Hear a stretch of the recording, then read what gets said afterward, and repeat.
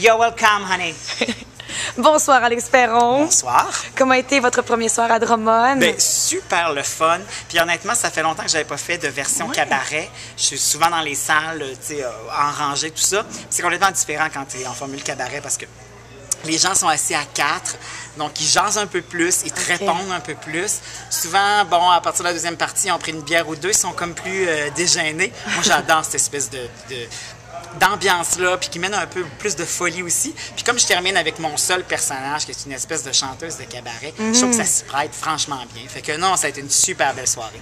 Pas trop fatigué? C'est de l'énergie que tu donnes, j'imagine, sur scène, là, puis... Moi, tu vois, là, il est 10h30, c'est sûr qu'avant minuit et demi, 1h, je suis pas capable de me coucher, là. Parce que t'es encore tellement sur l'adrénaline du plaisir que tu as eu avec le monde.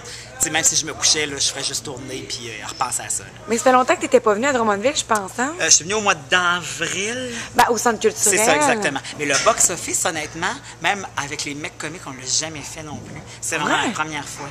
Même avec les gars, les mecs comiques, avec lui, Morissette, jamais. On a fait le Centre culturel, mais jamais le box-office. C'est vraiment la première fois. J'étais venu voir des trucs ici, mais moi, je n'étais jamais monté sur scène, fait que c'était cool. Cette semaine, je t'ai demandé à la radio qu'est-ce que tu allais porter. C'était très beau ce que tu portais ce soir.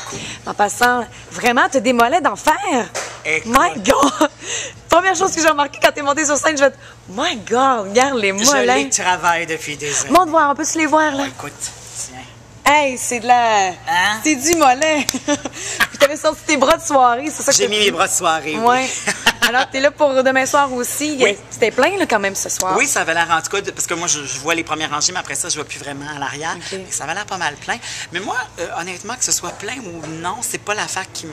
C'est sûr que c'est le fun, plus il y a de monde, mais c'est une question d'ambiance. Tu sais, des fois, tu vas avoir une salle qui est remplie à craquer, mais pour X raison, les gens sont un peu plus timides, c'est plus difficile. Ouais. Une soirée comme ça, moi, c'est parfait. Si demain soir, c'est la même affaire, je suis heureux au bout.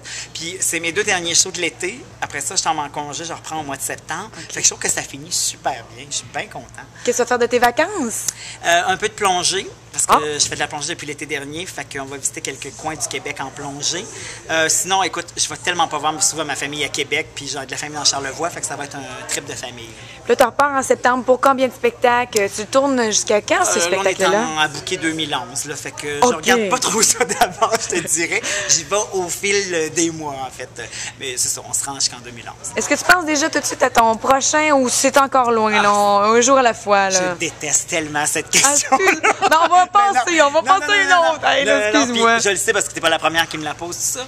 Je te dirais que je suis tellement encore dans le plaisir de faire celui-là que ça me tente pas de penser au deuxième. Ceci dit, je commence à me faire des réflexions un peu, mais j'ai pas de matériel de fait. Puis j'ai vraiment envie d'encore triper avec celui-là. Puis je trouve que mes numéros ont quand même bien vieilli, fait que ça me tente pas d'en changer un ou de changer même à l'intérieur des numéros.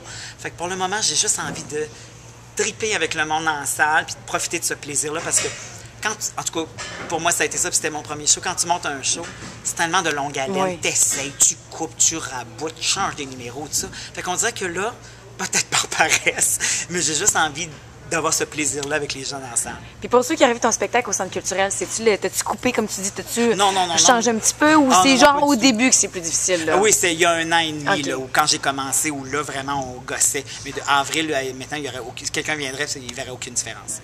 Bon, ben merci de passer en fin de semaine. Merci beaucoup, puis on se revoit demain soir, j'imagine. Oui, puis bonnes vacances. Merci beaucoup, j'ai pensé à vous autres. Veux-tu un petit dernier close-up de moi? Oui, je veux des mollets. Hey, regardez ça, mais ça paraît pas, mais Colin, là, sont vraiment en forme. Petit potin. Oui, vas-y. La semaine dernière, j'ai travaillé en coulisses de Juste pour rire. Je les couvre pour TVA. Et Maude Saint-Germain, la copine de Stéphane Rousseau, qui est une danseuse professionnelle, a trippé sur mes mollets à rendre jaloux Stéphane Rousseau. Merci. Bon, ben, c'est dit. Alors, les mollets, numéro 1 au Québec, Alex Perron. Yep. Merci. Merci beaucoup.